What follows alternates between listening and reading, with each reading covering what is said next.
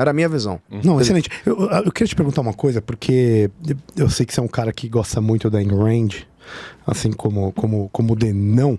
Cara, como que o egoísmo racional foi propulsor dessas criações que você teve diretamente e indiretamente até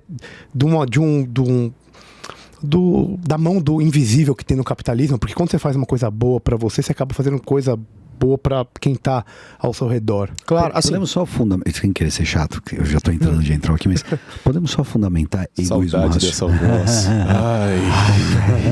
O Denão fundamentará pra nós. Só para fundamentar, porque as pessoas que estão ouvindo a gente, às vezes elas estão ávidas por conhecimento, e a gente, como a gente está querendo tirar as pessoas da caverna, esse é uma boa oportunidade para falar um pouquinho sobre egoísmo racional, para a gente poder entrar no papo.